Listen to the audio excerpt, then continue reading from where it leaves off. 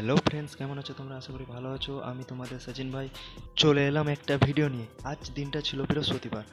আমি আর আমার বউ মিলে চলে গেলাম আমাদের রুমের কয়েক পথ দূরেই একটা পিওর ভেজ রেস্টুরেন্টে। আর এই রেস্টুরেন্টটা অবস্থিত পুনের স্বর্গেটে।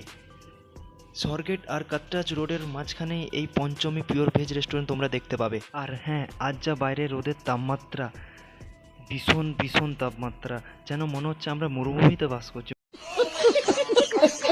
হ্যাঁ, তোমরা ঠিকই ধরেছো। আমরা যে এই ওভারব্রিজটা দেখতে পাচ্ছ, এই ওভারব্রিজের সামনে একটা রুমে থাকি। আমাদের গরমকালটা একটু অসুবিধা হয়, আর শীতকালটা অতটা অসুবিধা হয় না। আমার অবস্থা তো এখানে দেখতেই পাচ্ছ তোমরা, আমার অবস্থা পুরো কঠিন হয়ে গেছে। আর একটা জিনিস, এই যে এই জায়গাটা দেখছো, এটা হচ্ছে পুনের বাস স্ট্যান্ড, বাস স্টপ, ঠিক আছে? যেমন আমাদের ওয়েস্ট বেঙ্গলের বাস স্টপগুলো আলাদা ধরনের পাবে, আর এখানে বাস স্টপগুলো আলাদা ধরনের পাবে, ঠিক আছে? তো তারপরে আমরা আস্তে আস্তে রেস্টুরেন্টে ঢুকলাম। রেস্টুরেন্টে ঢুকে আমরা প্রথমে গিয়েছিলাম এসি সেকশানে, পর এসি সেকশানে ওখানটায় পুরো ক্রাউডে ভর্তি হয়ে গেছিলো। তাই পরে ওখানে যে দাদাটা ছিল, দাদাটা বললো যে এখানে বসে পড়ো। তাই আমরা এখানে পাখার তলায় বসে পড়লাম।